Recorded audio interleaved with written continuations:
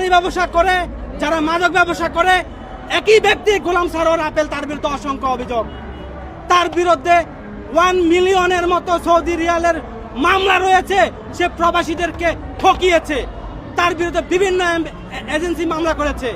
এই ব্যক্তির বিরুদ্ধে অসংখ্য মামলা, এই ব্যক্তির নাই কাগজপত্র, এই ব্যক্তি সিআইডির পরিচয় দেয়। এই ব্যক্তির সহকারী হচ্ছে এই লোকটির নাম আবিদ।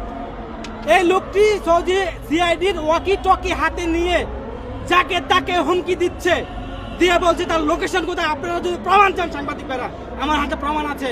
আমি আমার 50,000 ফেসবুক ফলোয়ার পেজের মধ্যে আমি সব 10 পর্ব করেছি এদেরকে নিয়ে, তারপরে কোনো সুরাহা পাচ্ছি না। কারণটা কি? এমবাসির কাজটা কি সেখানে বসা?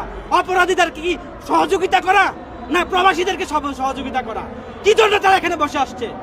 তাদেরকে দেখা যায় এই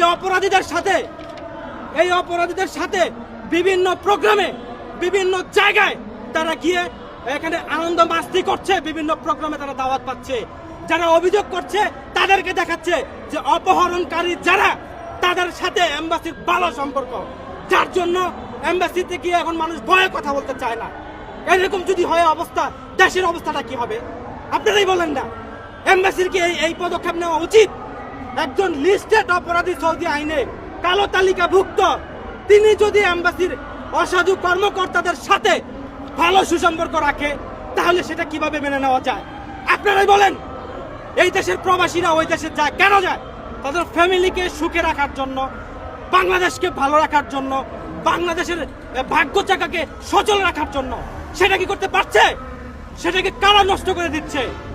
সেটাকে দেখছে না কেন? সেই জন্য বলবো বাংলাদেশ সরকারকে, এটা অতি শীঘ্রই এমবাসিতে দুষ্কৃতী কারা আছে, কারা এই তথ্যগুলা লিক করে দিচ্ছে অপহরণকারীদেরকে, সেই সমস্ত কর্মকর্তার বিরুদ্ধে দ্রুত সময়ের মধ্যে আইনানুগ ব্যবস্থা নিয়ে তাদেরকেও আইনের কাঠগড়ায় দাঁড় করাতে হবে। কারণ আমি আবারও বলছি, এই দেশের ভাগ্য চাকা চালায় এই প্রবাসীরা।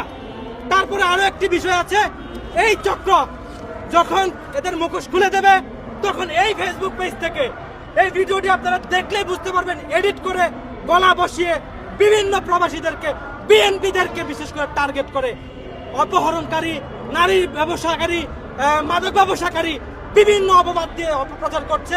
আপনাদের অল্প লাইক, এখানে বুলুমার দেওয়া, এই পোস্টের মধ্যে, এখানে যত পোস্ট করা হয় পোস্টের মধ্যে পোস্ট করা হয়, তারা অপকর্ম করছে, তাদের টাকা পয়সার অভাব নাই, বুস্টের কোনো সমস্যা নাই। আমি বলতে চাই, বাংলাদেশে বর্তমানে ইউনূস সরকার আছেন, আপনি প্রবাসীদেরকে অন্তত